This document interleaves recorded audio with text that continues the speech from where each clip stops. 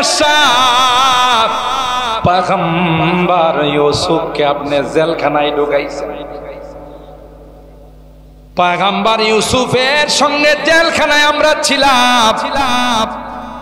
এত সুন্দর, এত সত্যবাদী, এত বড় আল্লাহওয়ালা, এত বড় নেককার দিনদার জীবনে কোনোদিন দেখি নাই। যার আচরণে, যার আখলাক আর চরিত্রে গোটা জেলখানার মানুষগুলো দিনদার হয়ে গেল। এই জন্য আল্লাহ কোরআনে কয়, ইয়া আইয়ুহাল্লাযীনা আমানুত্তাকুল্লাহ ওয়া কুনু মাস-সাদিকিন। পয়গম্বররা এরকম হয়। সাইয়্যিদানা হযরত ইউসুফ আলা নবিয়িনা আলাইহিস সালাত নির্দোষ, তার কোনো দোষ নাই, কিন্তু আল্লাহর নবীকে জেলখানায় বন্দী করা হলো। ঠিক কিনা বলেন? জুলাইখা, আগের তাফসীরে আলোচনা শুনেছেন, জুলাইখা তার স্বামীর কাছে বিচার দিল, মা জাযাউ মান আরাদা বিআহলিকা সুআন ইল্লা আইয়ুসজানা আও আযাবুন আলীম। জুলাইখা স্বামীকে ডাক দিয়া কয়, স্বামী, যেই ছেলেটা তোমার ঘরে থেকে আমার লালন পালনে বড় হয়ে আমার সঙ্গে খারাপ ইচ্ছা করতে পারে, তার শাস্তিটা কি হওয়া দরকার? ইল্লা আইয়ুসজানা আও আযাবুন আলীম। জেলখানায় দিয়ে দেন, তারে রাখেন না, জেলখানায় বন্দী করেন, অথবা কঠিন শাস্তি দেন। ম্যাডামের কথা শুনে মিশরের বাদশা রায়্যান ইবনুল ওয়ালিদ হযরত ইউসুফকে জেলখানায় বন্দী করে ফেললেন। একদিন নয়, 2 দিন নয়, দীর্ঘ 60 বছর আল্লাহর নবী ইউসুফকে নির্দোষে, বিনা দোষে বন্দী করে রাখছে। পাশাপাশি তার 2 জন খাদেম, আগের তাফসীরের মধ্যে আলোচনা শুনলাম, 2 জন খাদেমকেও জেলখানায় দিয়েছে। একজন হলো তাকে শরাব পান করা, আরেকজন ছিল তার বাবুর্চি। 2 জনকে জেলখানায় দিয়েছিলেন। জেলখানার মধ্যে ইউসুফের সঙ্গে দেখা। হযরত ইউসুফ পয়গম্বর জেলখানার ভিতরে এমন পরিবেশ কায়েম করেছিলেন, গোটা জেলখানাটা একটা ইবাদতখানা হয়ে গেছে। মিশরের বাদশা রায়্যান ইবনুল ওয়ালিদ, যার নাম একটা অপবাদের কারণে, আমি একটু পিছন দিকে টান দিছি, 1 বছর আগের কথা, একটু যদি আগের থেকে না টানি তখন আগা মাথা কিছু বুঝবে। আমাদের আরবিতে বলা হয় কালামুল লাইলি ইয়ামরুহু নাহার, রাত্রের কথা দিনে মনে থাকে না, আর ওই 1 বছর আগের নিসিয়ান, ভুলে যাওয়া, এটাও মানুষের একটা, একদিক দিয়া গজব, আরেক দিক দিয়া রহমত। গজব জরুরি জিনিস, ভুলে যাওয়া এটা হলো গজব। আবার কিছু জিনিস আসে না ভুললে আপনি জিন্দেগিতে কাজ করতে পারেন। আপনার আব্বা মারা গেছে, আম্মা মারা গেছে, সন্তান মারা গেছে, একটার সময় সারাক্ষণ তাদের কথা মনে পড়ে, তাদের স্মৃতিগুলো দিলের মধ্যে ধাক্কা, কলবের মধ্যে ধাক্কা। আমার আব্বা এমন, আমার আম্মা এমন, হায় হায় আমার কলিজার টুকরা সন্তানটা চলে গেল, আমার আব্বু বলে কে ডাকবে, বাবা বলে কে ডাকবে, তার পোশাক আশাকের দিকে তাকায়া মা বাবা কান্দে, তাই না? কিন্তু এই অবস্থাটা বেশি দিন থাকে না। প্রথম কিছুদিন, 1 মাস 2 মাস, সব সময় দিলে নাড়া দেয়, ধাক্কা দেয়, ব্যথা দেয়। কিন্তু একটা সময় দেখা যায় আস্তে করে সব ভুলে যায়, ঠিক না? আপনারা আমরা যারা আছি, আমাদের অনেকেরই মা নাই, বাবা নাই, অনেকেরই চোখের সামনে সন্তান মারা গেছে। আফসোস করে আল্লাহরে বলে, আল্লাহ আমার ছেলেটারে নিয়ে গেল, আমারে নিয়ে যাই, কথা কান। কিন্তু একটা সময় আল্লাহ জাল্লা জালালহু আম্মা নাওয়ালহু এটা মনের থেকে মুছে ফেলে। কারণ এই অবস্থা যদি একটা মানুষের থাকে, তাহলে কাম কাজ, থাকা খাওয়া, চলা ফেরা সব নষ্ট হয়ে যায়। কথা কোন ঠিক না? তাইলে এখানে নিসিয়ানটা, ভুলে যাওয়াটা, এটা আল্লাহর পক্ষ থেকে একটা রহমত। আবার জরুরি বিষয়, যেমন তাফসীর মাহফিল ইমানের বিষয়ে আলোচনা হয়, দ্বীনের বিষয়ে আলোচনা হয়, ধর্মীয় বিষয়ে আলোচনা হয়, এগুলো মনে রাখার জিনিস। মনে না রাখলে আপনি আমল করবেন কোত্থেকে? আর বড় হুজুর রহমাতুল্লাহ আলাইহি তো প্রতিদিন বলতেন যে এটা কিন্তু কোরআনের ছাত্র, আপনারা কথা বলেন ঠিক কিনা? তাফসীরের ক্লাসের ছাত্র, আর এই মাঠের নাম আল্লাহর ওলি দিয়ে গেছেন, যে এটা তখন থেকেই তিনি দিয়ে গেছেন যে আর এটা খেলার মাঠ নয়, এটা তাফসীরের মাঠ। মনে আছে না আপনাদের? আল্লাহর ওলিদের জুবান থেকে কোনো কিছু বাহির হয়ে গেলে এটা আল্লাহ কবুল করে। হাদিসের মধ্যে আসছে, ইন্না মিন ইবাদিল্লাহ মান লাউ আকসামা আলাল্লাহ লা আবাররা। আল্লাহর এমন কিছু বান্দা আছে, যদি বায়না করে কোনো কিছু বয়লা ফেলায়, আল্লাহরে যদি কোনো কিছু বায়না কইরা ফেলায়, আল্লাহ তাদের এই বায়না দাবি পূরণ করেই ছাড়ে। যেমন আমি এখানে আলোচনা করছি, আপনারা মুরব্বীরা জানেন, শেখে বাগার বৃষ্টি নাই ব্রাহ্মণবাড়িয়াতে, শেখে বাগাকে দাওয়াত দিয়ে নিয়ে আসছে সড়ক বাজারে। আমি মুরব্বীদের কাছে যে পরিমাণ শুনছি, আপনারা যারা উপস্থিত ছিলেন আপনারা ভালো জানেন। শেখে বাগা রাহিমাহুল্লাহ একজন মুস্তাজাবুদ দাওয়া বুজুর্গ ছিলেন, কামেল আল্লাহর ওলি ছিলেন। দোয়া করলেই দোয়া ফেরত আসতো। তো শেখে বাগা কে দাওয়াত দিয়ে নিয়ে আসছে মুরব্বীরা, যে পুরা দৃষ্টিকে বৃষ্টি নাই, মানুষ কাম কাজ করতে পারতেছে না, চাষাবাদ করতে পারতেছে, আপনি একটু দোয়া করে দিয়া যান। তা আমি যেটা শুনছি, মুরব্বীরা বলেন শেখে বাগা রাহিমাহুল্লাহ দোয়ার সময় লাঠি উড়াইছে আসমানের, সুবহানাল্লাহ। লাঠি উঠায়া আল্লাহরে বলতেছে, খ বৃষ্টি দিবি কিনা খ। দেখছেন নি কারবারটা? আল্লাহু আকবার। খ বৃষ্টি দিবি কিনা খ। বৃষ্টি যদি নাই দিবি তো ফয়দা করছিলে কিল্লাই, সুবহানাল্লাহ। ফয়দা করার সময় কি আন্দাজ পাইছিলেন না? দেখছেন নি আল্লাহর কাছে কি দাবি?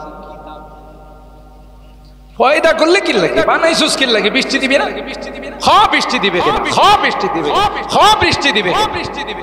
তিনবার লাঠি উঠায় আসমানের দিকে ইশারা করছে।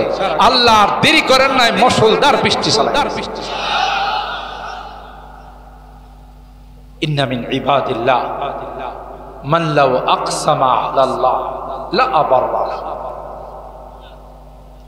হযরত বড় হুজুর রাহমাতুল্লাহ আলাইহি রাইসুল মুফাসসিরিন যার লকব ছিল, আর এই লকব ফখরে বাঙ্গাল দিয়েছে।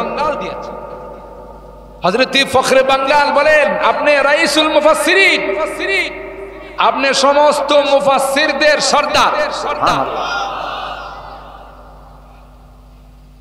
আমরা তো ছাত্র, যখন এখানে তাফসীর করেন, আমার মনে আছে 15 দিন না, প্রথম 10 দিনের তাফসীর ছিল, প্রথমে বাড়াইছে 5 দিন, 15 দিন। বিসমিল্লাহ যখন তাফসীর করতেছি, ঠিক না?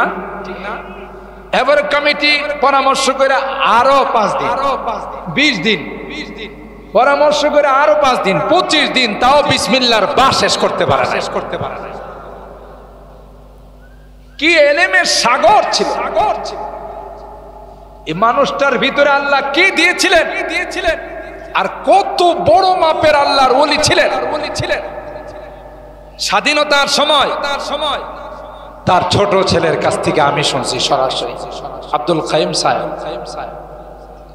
তিনি বলেন আব্বাকে নিয়ে গেছে ঘর থেকে, কিন্তু ভ্রান্ত মুক্তিযোদ্ধা, সবাই তো খারাপ, কিছু পথভ্রষ্ট মুক্তিযোদ্ধা এরা নিয়ে গেছে ওনারে রাজাকার বলে, ঠিক না? আল্লাহর কি কুদরত, রাজাকার এখন বলাটা এমন দাফন হওয়া হয়েছে, কিয়ামতের আগ পর্যন্ত আর রাজাকার কেউ বলবে না, দাফন হয়ে গেছে, কিছু হলে রাজাকার। আর আমার এই বাচ্চা কাচ্চা গুলো এমন স্লোগান দিছে, চাইতে আসলাম অধিকার, হয়ে গেলাম রাজাকার। কথা কোন ঠিক কিনা? আল্লাহ কুদরতি ভাবে এটারে দাফন করেছে। আমাদের আকাবেরদেরকে রাজাকার বলছে, দুষ্কৃত সবাই না, আমি কিন্তু সবাইরে বলতেছি, কিছু দুষ্কৃতকারী যাদের উদ্দেশ্য খারাপ। বড় রাজাকার মুফাসসির সাহেব, কোনো কথা নাই, তাকে ধরে নিয়ে আসছে ঘরের থেকে, বাড়ির যে ভাদুঘরের যে রুটটা বিজেশ্বরের দিকে গেছে, বিয়াল্লিশ্বরের দিকে গেছে, এই রোডের এই পাশে নিয়ে আসছে, কোনো কথা নাই, সুজা বন্দুক ওনার সিনার মধ্যে লাগাইছে। আব্দুল কাইম সাহেব বলতেছেন আমি তো ছোট, আমার অন্য ভাইরা তো বড়, আমি সুজা মাটিতে গড়াগড়ি করে কান্না শুরু করে দিই, আব্বা বুধ আর নাই। কিন্তু আসমানের মালিক কই কান্দিস না, রাইফেল আমার গোলাম, সুবহানাল্লাহ কান। हर के तरसद अज हक तकवा गजीद, हर के तरसद अज हक तकवा गजीद, तरसद अज वही जिन्नो इंसा हर के दी। আল্লামা শেখ সাদি রহমাতুল্লাহি আলাইহি বলেন, যার ভিতরে আল্লাহর ভয় আছে গোটা বিশ্ব তাকে ভয় করে চলে। কিতাবের মধ্যে ঘটনা পাওয়া যায়, একজন ব্যক্তি আল্লাহর ওলির কাছে মুরিদ হওয়ার জন্য গেলেন, কিন্তু ম্যাডাম যে ছিল তার বউটা বড় দারগাছ। যারা বড় বড় আল্লাহর ওলি হয় দেখা যায় তাদের ম্যাডাম গুলো একটু দারগা টাইপের, দাজ্জাল টাইপের, কথা কয় না। যখন বাড়িতে গিয়ে জিজ্ঞাসা করলেন পীর সাহেব হুজুর কোথায়, ভিতর থেকে স্ত্রী ডাক দিয়া কয়, কি জন্য আসলা, কোন জায়গা থেকে আসছো? অনেক দূর থেকে আসছি গো, তার কাছে একটু মুরিদ হওয়ার জন্য। ভিতর থেকে তার স্ত্রী কয়, তুই একটা ভণ্ড আর একটা ভণ্ডর কাছে আইসস, ওইটা বড় ভণ্ড, তুই হলো ছোট ভণ্ড। যা মুখে দিয়ে আসে বিরতিহীন, অনর্গল, মুখে যা আসে তাই। এই বেড়া এই ওয়াজ শুই না, বউয়ের ওয়াজ শুই না, ম্যাডামের ভাষণ শুই না, আস্তে করে না মুরিদ হওয়া, যার বউ এত খারাপ তার কাছে মুরিদ হওয়া যাবে না। চলে যাচ্ছে এলাকার লোকজন, অপরিচিত লোক রেখা, একটা গ্রামে যদি অপরিচিত লোক ঢুকে স্বাভাবিকভাবে জিজ্ঞাসা করে, না ভাই আপনার একটু অচেনা লাগে, আপনি কোথেকে গাইছেন, কথা বলেন ঠিক কেন? তো দুই একজন জিজ্ঞাসা করছে, সাহেব আপনারা তো মনে হয় যে অপরিচিত, আপনি তো আমাদের এলাকার, কোন জায়গা থেকে আসছেন? অনেক দূরের থেকে আসছেন, কিল্লে গিয়ে আসছেন, ওই যে নাম বলছে, ওনার কাছে একটু মুরিদ হওয়ার জন্য আসছে। তো মুরিদ হইবেন না? কর না, যে ওয়াজ শুনছি ওনার ঘরের থেকে, যে ভাষণ শুনছি, বাড়াম শুনছি তার বহে, আর মুরিদ হওয়ার সব নাই। একজন মুরব্বী বললেন, বই কি কইছেন আর না কইছে, আসছে নিজেই তো কষ্ট করে অন্তপক্ষে দেখাটা কইরা যাবে। কহ আপনি কথাটা খারাপ কর না, আইসি জি তো একটু দেখাটা কই রেইস বৈশা রইছে। উনি জঙ্গলে গেছে কাটান, কিছুক্ষণ পর দেখে সিংহ মামা জঙ্গলের যিনি রাজা, সিংহের উপরে বৈশা আইতেছে। আরো আসতে সুবহানাল্লাহ কর। লাকড়ির বোঝা তার পিঠের মধ্যে বাঁধছে, আর এইটারে চালানোর জন্য হাতে যে লাঠিটা এটা হলো আজদা সাপ। সুবহানাল্লাহ বলেন না। উনি বসা সিংহের উপর, বাঘের উপর, লইছে লাকড়ির বোঝা, লয়া এটারে বাইরে আনতেছে বাড়ির দিকে, বাইরিতেছে কি দিয়া? বিষাক্ত। ওই বেটা এই দৃশ্য দেখা কিরে এটা মানুষ না অন্য কিছু? সুবহানাল্লাহ। অবাক যে বাঘ দেখলে, সিংহ দেখলে মানুষ পলায়, আর হেডারে বানাইছে বাহন। আর যেই সাপ একবার ধ্বংসন করলে শেষ, সাপ রে বানাইছে সাবু, লাঠি বাজন বানাইছে। বুঝলেন তো? অবাক। কই হুজুর বাঘ দেখলে মানুষ ভয় পায়, আপনি এটা দিয়ে লাকড়ি নিয়েছেন উপরে বৈশা। আর এই পানুক সাপ, কোবরা সাপ, এটারে আপনি বানাইছেন ফাজুন, লাঠি। বুঝলাম না তাতে অবাক হওয়ার কি আছে? তুমিও যদি আল্লাহরে ভয় করো, সবগুলো তোমারে ভয় করো। হুজুর আপনি এত বড় মাপের ওলি, আমার আর বুঝতে বাকি নাই, সব তো দেখেই পালাইছি। ম্যাডামটা যে দারগা মার্কা কথা বলেন, আপনার ম্যাডাম তো একটা দারুগা, একটা দাজ্জাল। মা বোনরা আবার রাগ করেন না যে হুজুর আপনার ওয়াজ এত ভালো পায়, আমাদেরকে আজকে দারগা কয়ে গেল। সবাই না, যারা তাফসির মাহফিল আসে এরা দারগা হয় না। যেটি তাফসির মাহফিল বালাবানা বয়ে ওদের টিভির সামনে গান শুনে এটি দারগা হয়, নাটক দেখে এগুলো দারগা হয়। কথা বলেন ঠিক কিনা? যেই মা বোনরা তাফসির মাহফিল আসে ওরা দারগা হয় না, এরা আল্লাহ ওয়ালি হয়, এরা খাদিজাতুল কুবরার মতো মানুষ হয়, এরা হাবেদা জাহেদা সালেহা নেককার দিনদার,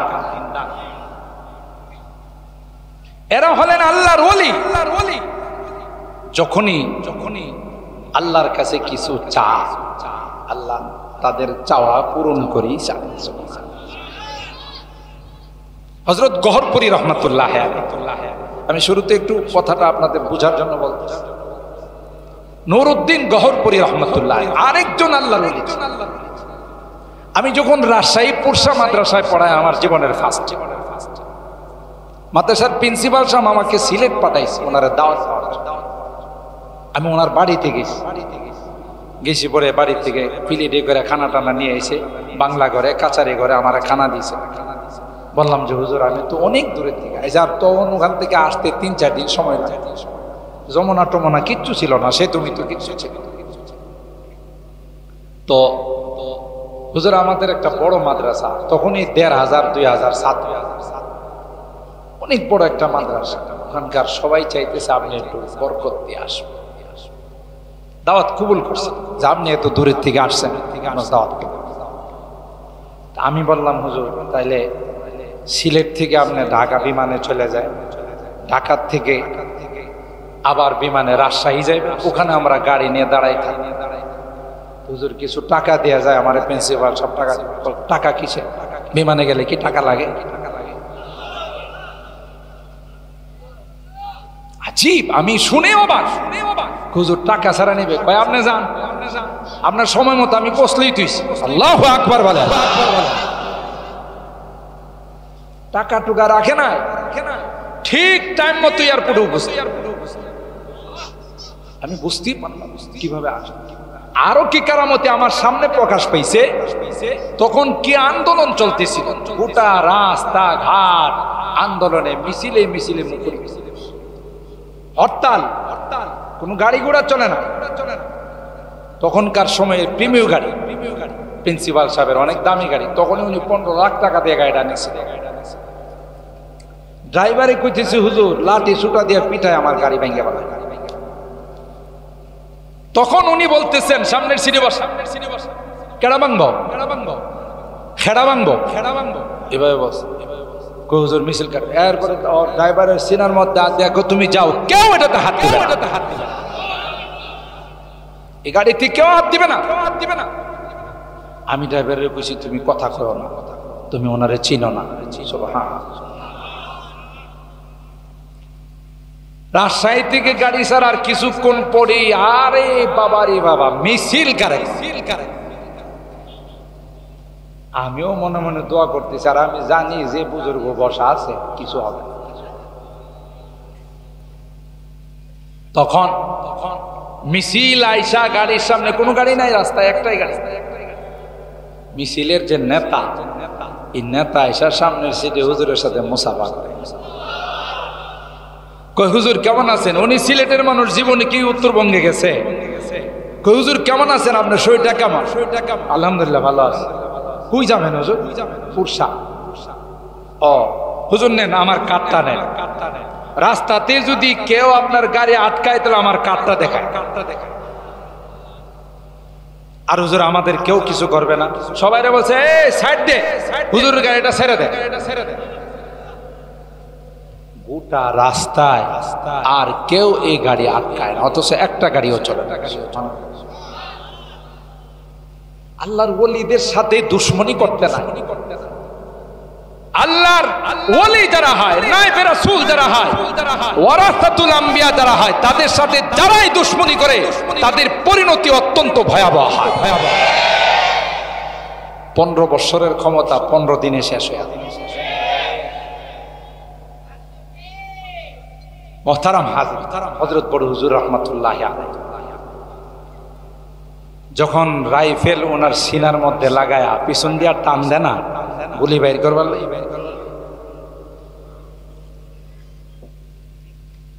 কের কের কের কের আওয়াজ করতেছে। ওনার সাহেবজাদা বলেন, কাছে গেলাম, কের কের কের কের আওয়াজ করতেছে, কিন্তু গুলি বাইর না,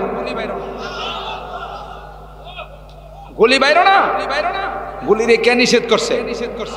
আল্লাহ কয় সাবধান, তার বুকে লাগবে, এটা আমার ওলি। গুলি বাইর না। আল্লাহু আকবার। আরে এই লোকটা আমি তো ছোট কাল থেকে দেখছি, আর ওনার দোয়া এই তো এখন সারা বাংলাদেশে চলে। আপনারা হয়তো বিশ্বাস করবেন না, প্রতিদিন শুধু আমার মাহফিলের জন্য 200 থেকে 250 ফোন আসে প্রতিদিন, সারা দেশ থেকে। তা আমি কেনা, আমার কি যোগ্যতা আছে এত ফোন? বড় বড় মাদ্রাসা থেকে, বড় বড় ইসলামী মহাসম্মেলন, তার একটু দোয়ায়ে আজকে আমার এখানে বসার মতো সুযোগ আছে। কি পরিমাণ আল্লাহর ওলি ছিলেন, কি পরিমাণ বুজুর্গ ছিল। গোটা দেশের মানুষ, বাবরি মসজিদের সময় ব্রাহ্মণবাড়িয়া, গোটা ব্রাহ্মণবাড়িয়ার মানুষ, ব্রাহ্মণবাড়িয়া ছায়া গেছে, কালো হয়ে গেছে। মন্দির ভাঙবে, হিন্দুদের দোকানপাট ভাঙবে। প্রশাসক যারা ছিলেন, প্রশাসনের কর্মকর্তারা সবাই চলে গেছে বড় হুজুরের কাছে, জামিয়াত। বড় হুজুর কয়, আমার কাছে আমি বুড়া মানুষ, লড়তে চড়তে পারি না, আমার কাছে কি লেগে আইছেন? কয় হুজুর, এই জনসমুদ্র আমরা থামানোর মতো ক্ষমতা রাখি না। জনসমুদ্র থামানোর ক্ষমতা আমাদের নাই। আপনি শুধু আমাদের গাড়ির সামনের সিঁড়ি বৈশা সবাই একটু ইশারা দিয়ে দেন, আর কিচ্ছু বলা লাগবে না যে তোমরা যাও না। অস্ত্র শস্ত্র নিয়ে মানুষ, যে কারণে আজকে সারা বাংলাদেশ বলে যে এই বাংলাদেশে যখন ইসলামের পতাকা উত্তোলিত হবে, ব্রাহ্মণবাড়িয়া শহর থেকে উত্তোলিত হবে। যারা বুক ফুলায় বলে সাজিদ আর মোবারক হইতো, এরা কই আজকে? কথা কয় না। আরে তুমি চিনো সাজিদুর রহমান সাহেবকে, তুমি চিনো আল্লামা মুফতি মুবারকুল্লাহ সাহেবকে, তুমি চিনো। কার সাথে বেয়াদবি করে? কথা বলেন ঠিক কিনা?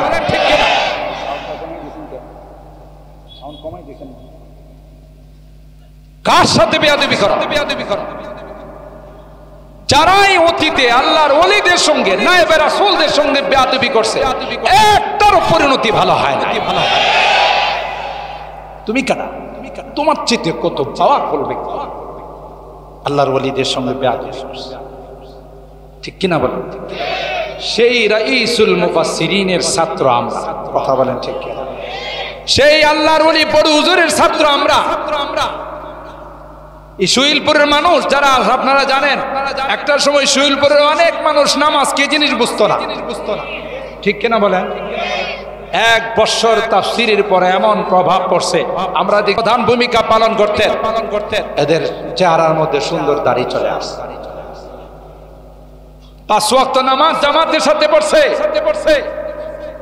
কেমন পাওয়ার ছিল তাদের এক একটা কথার মধ্যে, সুবহানাল্লাহ।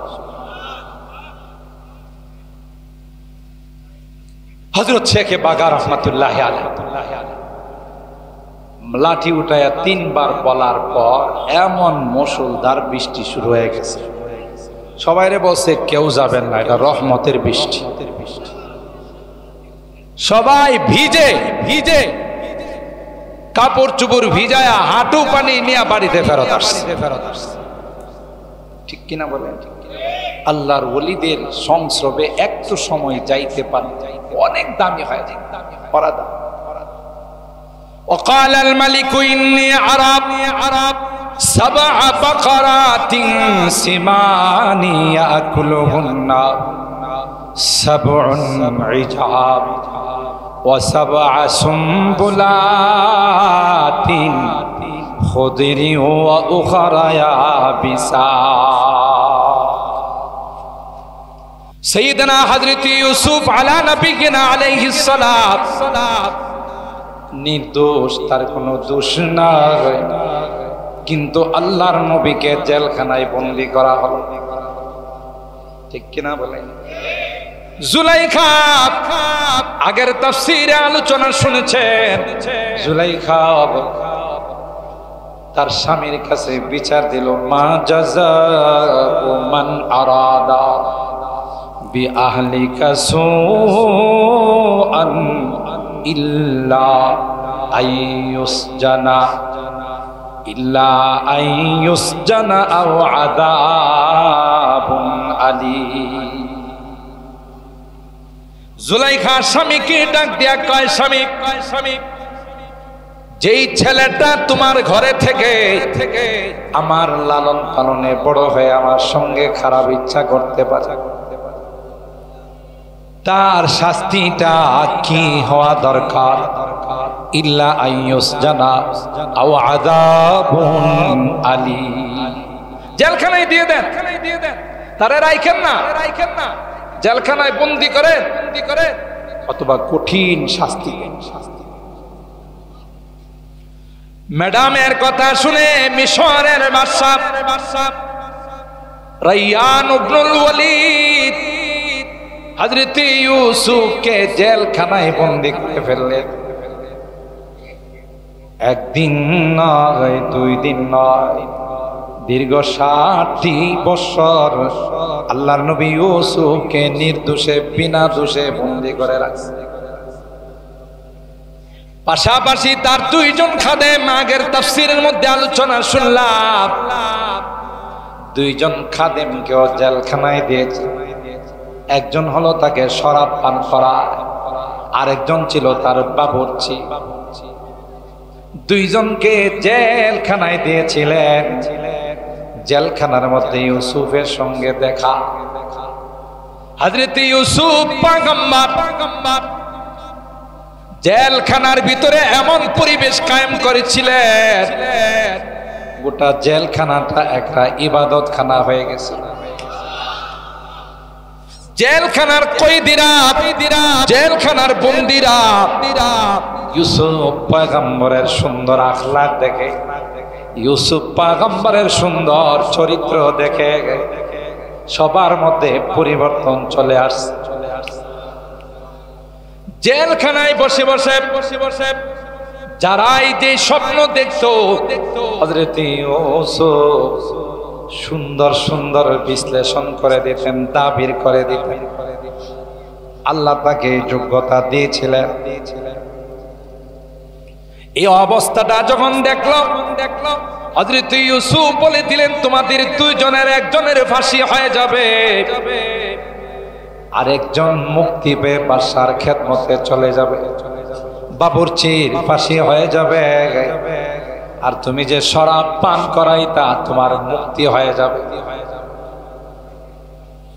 এরা দুইজন চলে আসছে, আর ইউসুফ পয়গম্বর বলে দিয়েছিলেন, কখনো যদি সময় হয়, কখনো যদি সুযোগ হয়, আমি মাজলুমের কথাটা বাদশাকে বলি, আমার তো কোনো দোষ নাই, আমি তো বেকসুর, আমার কোনো অপরাধ নাই, বাদশাহ অন্যায় ভাবে আমাকে জেলখানায় বন্দী করছে। তোমাদের যদি মনে হয়, কখনো যদি মনে থাকে রে, তাইলে বাদশার কাছে আমি ইউসুফের দরখাস্তটা দিও। এরা জেলখানার থেকে আসছে, একজনের ফাঁসি হয়ে গেল, আরেকজন তো বাদশার খেদমতে আছে। যেহেতু ভুলে গেছে, আল্লাহ পাকের ইচ্ছা হলো একটা ঘটনা ঘটাবো, যে ঘটনার মাধ্যমে আমার ইউসুফকে জেলখানা থেকে বাইর করবে। হঠাৎ করে রায়্যান ইবনুল ওয়ালিদ মিশরের বাদশার স্বপ্ন দেখে, আজীব স্বপ্ন, আশ্চর্য স্বপ্ন।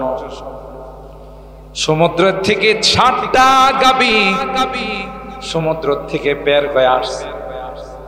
যে ৭টা গাবি ছিল বড় দুর্বল, জীর্ণ শীর্ণ, আইসা দেরি করে না যাই, ওই সবল ৭টা গাবিকে খেয়ে ফেলছে। আরেক স্বপ্ন দেখলো যে তরুতাজা ধানের শীষ, ধানের সরাব, এগুলোকে দেখা গেল শুকনা ৭টা ধানের সরা, ধানের শীষ, ওই সবুজ গুলো তাজা গুলো রে খায়া ফেলাইছে।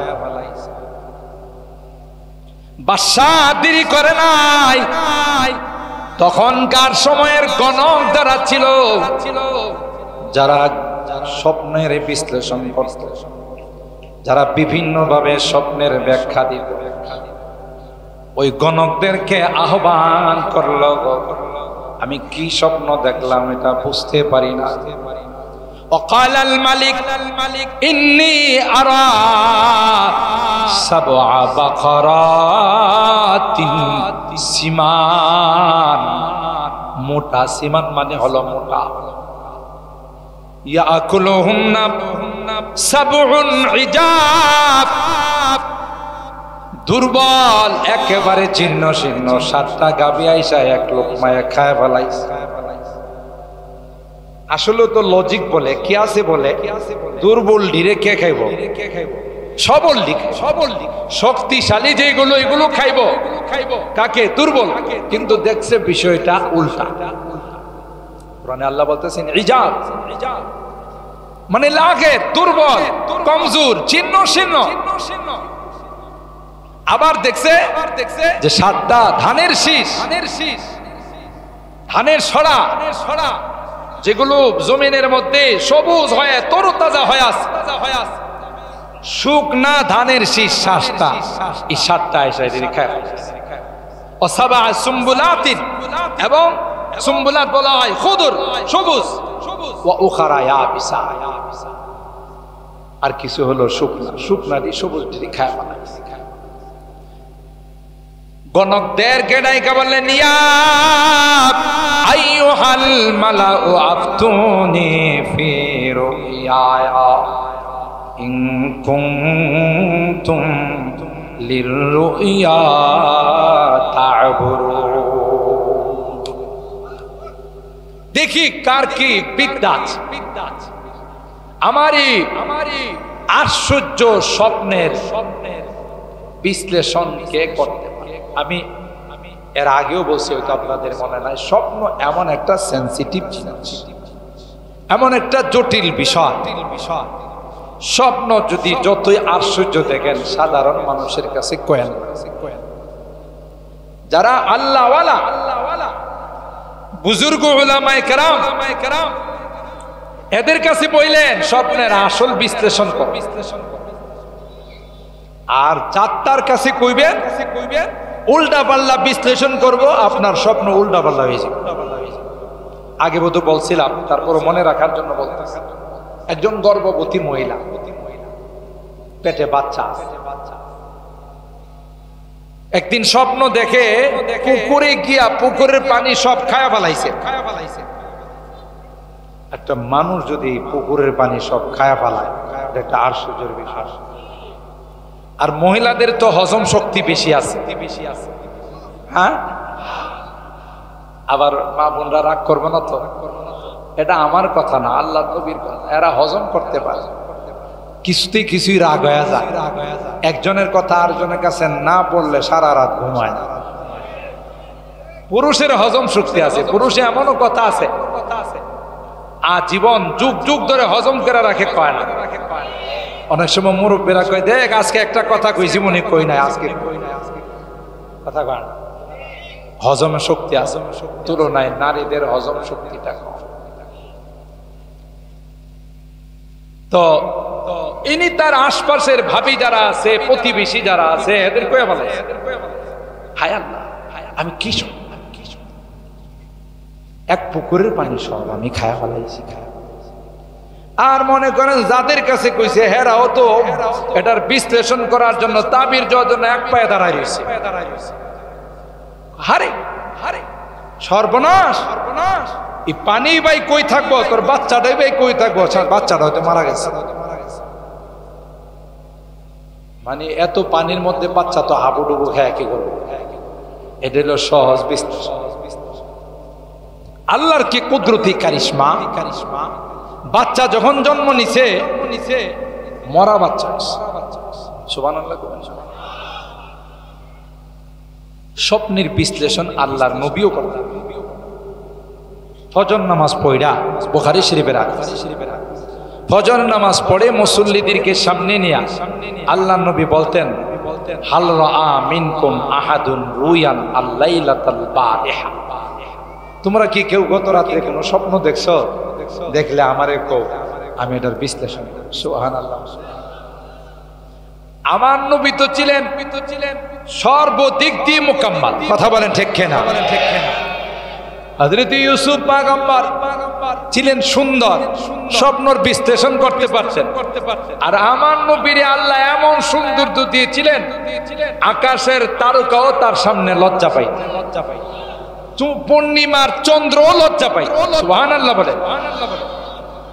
তো আল্লাহর হাবিব জিজ্ঞাসা করলে কেউ যদি কোনো স্বপ্নের কথা বলতেন, সুন্দর বিশ্লেষণ করে দিতেন। একদিন জিজ্ঞাসা জিজ্ঞাসা করার পর কেউ কোনো স্বপ্ন বলে না। তখন আল্লাহর হাবিব নিজের স্বপ্নটাই বলেন। তোমরা কেউ স্বপ্ন দেখো না, আমি গোটা রাত্রে আজকে এক মিনিটও ঘুমাইতে পারি। কই যে কই আমারে দুইজন আইসা লয়া গেছে, ওই যে লম্বা স্বপ্ন, যে যারা সুদখোর তাদেরকে দেখছেন কি অবস্থায়, মিথ্যুক যারা তাদেরকে কি অবস্থায়। গোটা রাত্র আমাকে ঘোরায়া কোন গুনার কি শাস্তি হবে এটা আল্লাহ আমাকে জিবরাইল আর মিকাইলের মাধ্যমে ঘোরায় দেখাইছে। লম্বা হাদিস, আমি সেদিকে যাব না। তাইলে এই যে বাচ্চাটা মারা গেল, পরিবার অবাক হয়, স্বপ্নই বাকি দেখ। আর এই স্বপ্নের ফলাফলের কারণে কি আমার বাচ্চাটা মারা গেল।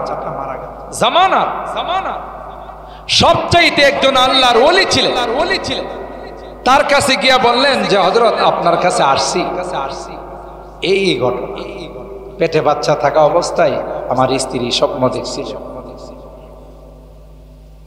তিনি সাথে সাথে বললেন, এই স্বপ্ন কি কারো কাছে বলছে? বলে জি। সর্বনাশ করে ফেলায়, সর্বনাশ করে সবাই। এত বড় মাপের একজন সন্তান আল্লাহ তোমাকে দান করছিলেন, সে বিশ্ববিখ্যাত একজন আলেম হতো, রাইসুল মুফাসসিরিনের মতো হতো, ফখরে বাংলার মতো হতো। এত বড় মাপের একটা আলেম সন্তান আল্লাহ তোমাকে দিয়েছিল, তোমার স্বপ্নটার বিশ্লেষণ ছিল পুকুর আর নদীর থেকে বিনদেশি দেশি জানা অজানা সবাই যেমন এটা থেকে উপকৃত হয়, ফায়দা হাসিল করে, তোমার সন্তানের কাছ থেকে দেশি বিদেশে সবাই উপকৃত। দেখছেন নি কোথাকার জিনিস কোথায় নেওয়া লাগাইছে। এই বেড়ারা মগার দল, বাদশার দরবারে যেটি আছে এটি তো শুধু তেল মারার তালে থাকে, বুঝেন না? রাজা বাদশাদের দরবারে যেগুলো থাকে এগুলো সব তেল মারার তালে থাকে। এক সময় আলেমদের মধ্যে দুই রকমের আলেম আছে, সব যে সঠিক তা না। দেখছেন না এক সময় জান্নাতের টিকিট লয়ে লিয়ে ঘুরতো, যারে মনে চায় জান্নাতের টিকিট দিয়ে দিত। এখন মানুষ জান্নাতের টিকিটের জন্য ওনার কাছে যায়, ওনার আর খুঁজা পায় না।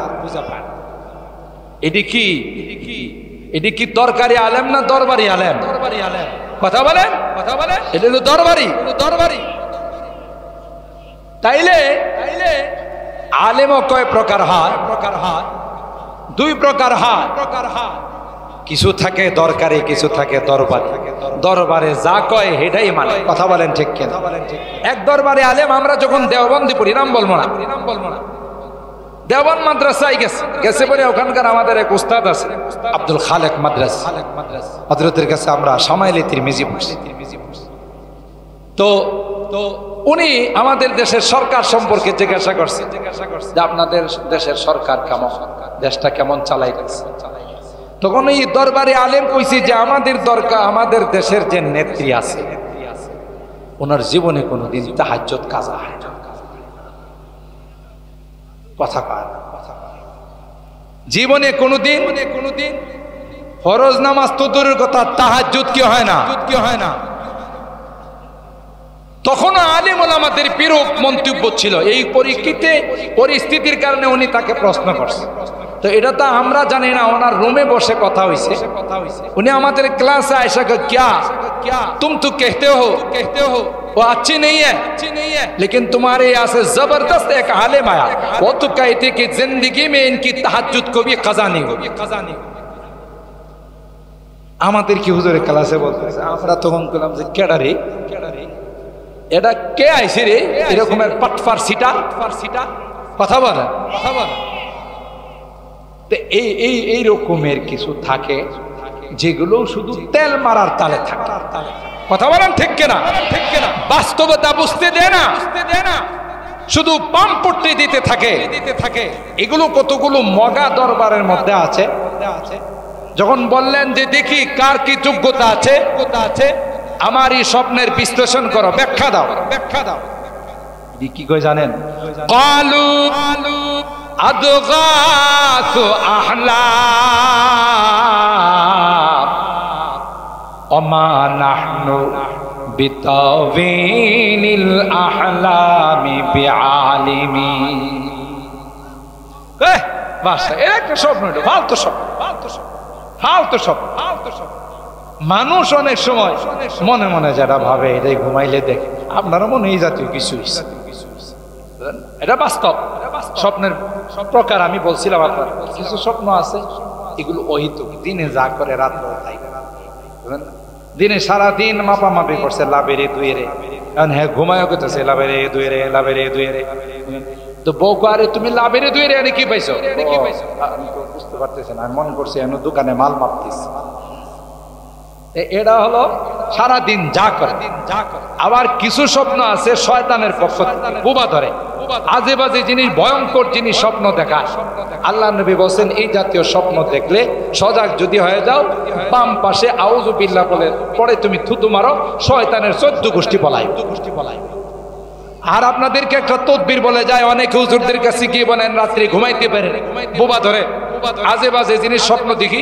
আল্লাহর কসম ইয়াকিন আর বিশ্বাস নিয়ে 4 কুল ইয়া আইয়ুহাল কাফিরুন, কুল হুয়াল্লাহু আহাদ, কুল আউযু বিরাব্বিল ফালাক, কুল আউযু বিরাব্বিন নাস।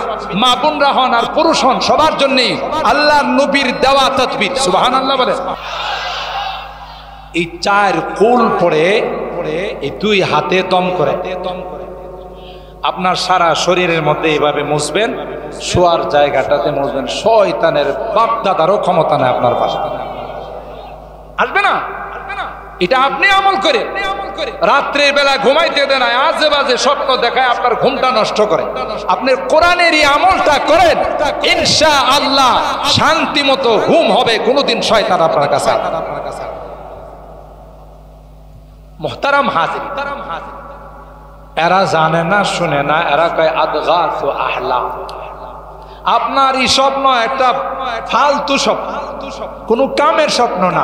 আর আমরা করি তো ভালো স্বপ্নের বিশ্লেষণ করি, আপনার এই ফালতু স্বপ্নের বিশ্লেষণ জানে না এমনি, আবার একদিকে বড়গিরি দেখায়। কথা বলেন ঠিক না? ওমা নাহনু বিতাউইলিল আহলামি বিআলাম।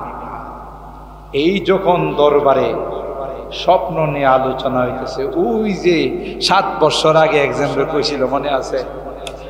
আসলে বাদশাকে আল্লাহ এই স্বপ্ন দেখাইছে মজলুম হয়ে, নির্যাতিত হয়ে, নিপীড়িত হয়ে ইউসুফ জেলখানায় পৌঁছতেছে, তাকে বের করার একটা ব্যবস্থা আল্লাহ করে দিয়েছে।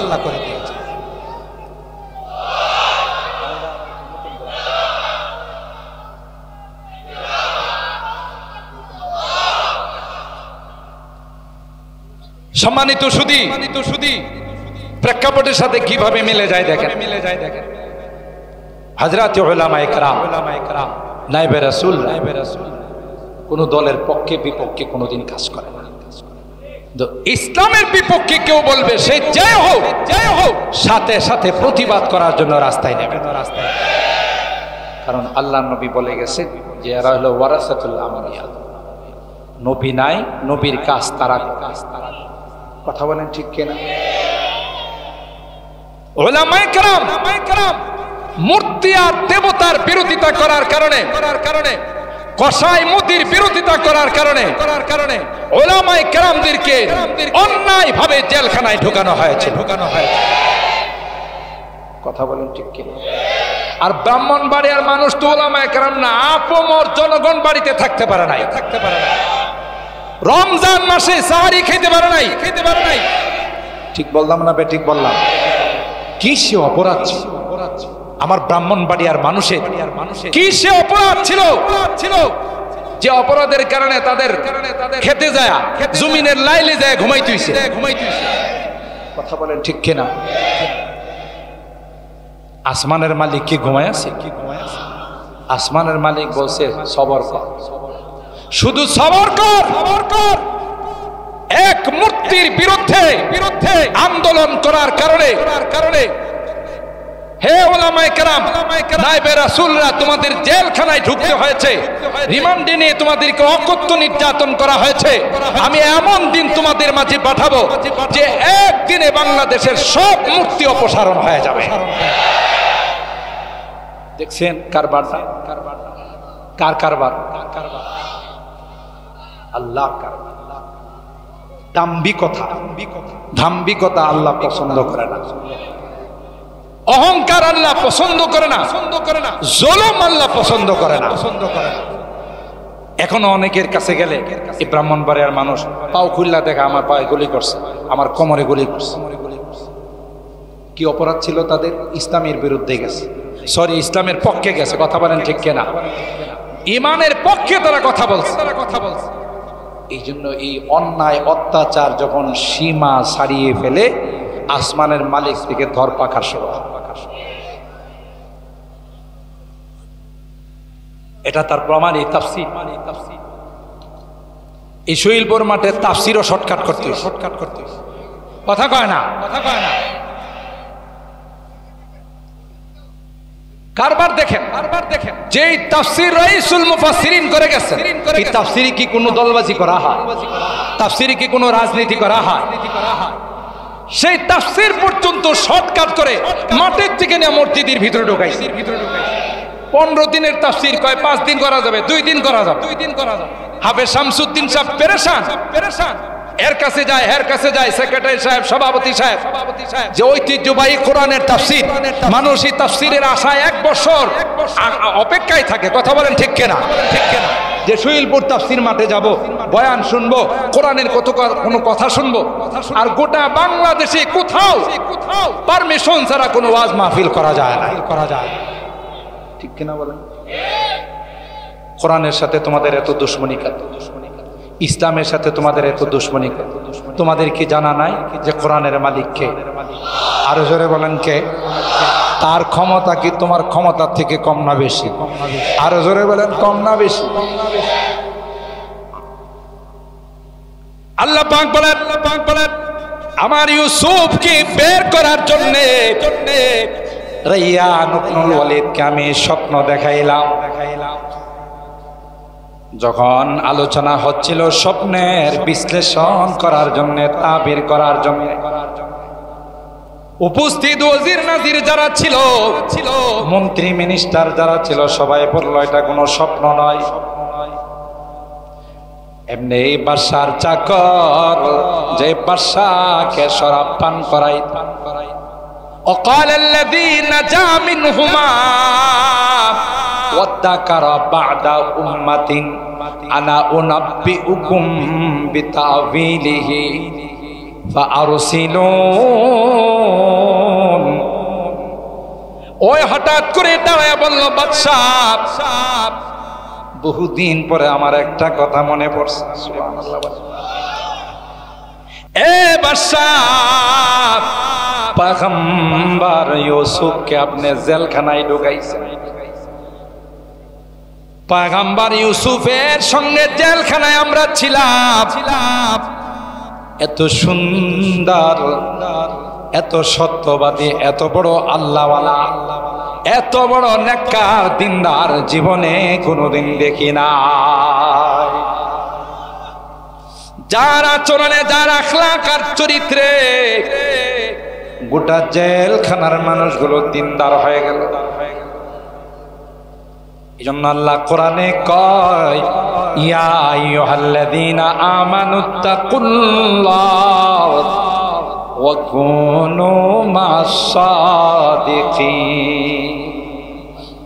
পয়গম্বররা এরকম হয়, পয়গম্বরদের আখলাক চরিত্র এত সুন্দর হয়, তাদের কাছে যারা যায় আরো স্বর্ণের হয়ে যায়। কথা বলেন ঠিক কি? जब हुस्न था उनका जलवानुमा अनवार का आलम क्या होगा। আল্লাহর নবী, আপনার নজর যেদিকে পড়ছে সেদিকে সব আলোকিত হয়ে গেছে। যুগ যুগ ধরে যারা মূর্তি আর দেবতার পূজা করত, এক আল্লাহকে বাদ দিয়ে 360টা মূর্তির পূজা করত, আপনি একবার দৃষ্টি দিছেন সবগুলো স্বর্ণের মতো হয়ে গেছে। जब हुस्न था उनका जलवानुमा अनवार का आलम क्या होगा। हर कोई फैदा है बिन देखे दीदार का आलम क्या होगा। না দেখে আপনাকে দেখে নাই। কোটি কোটি মানুষ যদি কোনো কমবখতার বদনসিব আপনাকে গালি দেয়, আপনার নাম নিয়ে কটাক্ষ করে, সব কিছু ফেলে দিয়ে রাস্তায় নেমে যায় তার কল্যাণ নেওয়ার জন্য। কিনা বলে, हर कोई फैदा है बिन देखे दीदार का आलम क्या होगा। যারা দেখছে তাদের অবস্থাটা কি ছিল? সুবহানাল্লাহ। जिस वक्त में थे खिदमत में उनकी अबू बकर उमर उस्मान आली। আহা, যে সময় আপনার খেদমত করত খলিফাতুল মুসলিমিন হযরত আবু বকর, যার মর্যাদা আপনার পরে, সুবহানাল্লাহ বলেন। যে সময় আপনার খেদমত করত ফারুক আজম, যিনি আশিদ্দা ওয়া আলাল কুফার রুহামা ওয়া বাইনা,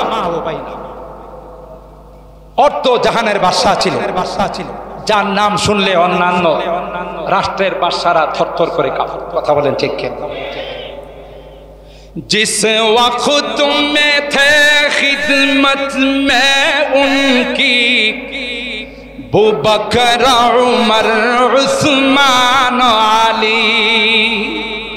उस वक्त रसूल अकरम की, उस वक्त रसूल अकरम की दरबार का आलम क्या होगा। जब हुस्न था उनका जलवानुमा, अनवार का आलम क्या होगा। हर कोई फिदा है बिन देखे दीदार का आलम क्या होगा। अल्लाह আকবার বল। নামাজের টাইম চলে যাচ্ছে, সূর্য মামা ডুবে যাচ্ছে, সূর্যরে ডাক দেয়া গায়, সূর্য জানিস না যুদ্ধের জন্য কাজ কর, তুই যাবি না, ওখানে দাঁড়িয়ে থাক যতক্ষণ পর্যন্ত আসরের নামাজ আদায় না হবে, ততক্ষণ পর্যন্ত তোর যাওয়ার পারমিশন না। चाहे तू इशारों से अपने काया ही पलट दे दुनिया की। যার ইশারা পূর্ণিমার চন্দ্র দুই টুকরা হয়। সুবহানাল্লাহ, সুবহানাল্লাহ। কে তিনি? কে তিনি? सय्यदुल अंबिया वल मुरसलीन, इमामुल अंबिया वल मुरसलीन, सय्यदुल कौनैन व सकलैन, আমার আপনার সুবহানাল্লাহ জোরে বল। चाहे तू इशारों से अपने काया ही पलट दे दुनिया की। ये शान है खिदमतगारों की, ये शान है खिदमतगारों की। सरदार का आलम क्या होगा, सरदार का आलम क्या होगा। जब हुस्न था उनका जलवानुमा, अनवार का आलम क्या होगा। हर कोई फिदा है बिन देखे दीदार का आलम क्या होगा। अल्लाह আকবার বল। আরো কয়েকটা কবিতা আছে এই সম্পর্কে ইনশাআল্লাহ আগামী। আজকে 9:20 হয়ে গেছে, এমনিতে ইচ্ছা ছিল 9:30, এই 9:15, কিন্তু যেহেতু একটু দেরিতে বসছি এই জন্য একটু সময় বেশি নিলাম। ইনশাআল্লাহ আগামীকাল চেষ্টা করবো আল্লাহ হায়াতে রাখলে এশার সাথে সাথেই এখানে এসে এশা পড়ার সাথে সাথেই বসা। আপনারা আসবেন তো ইনশাআল্লাহ? হাত তোলেন, হাত তোলেন, হাত তোলেন। লিল্লাহে তাকবীর, তাকবীর, লিল্লাহে তাকবীর, তাকবীর। আল্লাহ তাআলা আমাদের সকলকে সময় মতো আসার তৌফিক দান। মা বোনদেরকেও আমরা সময় মতো পাঠিয়ে দিব, একজনের 10 জনকে।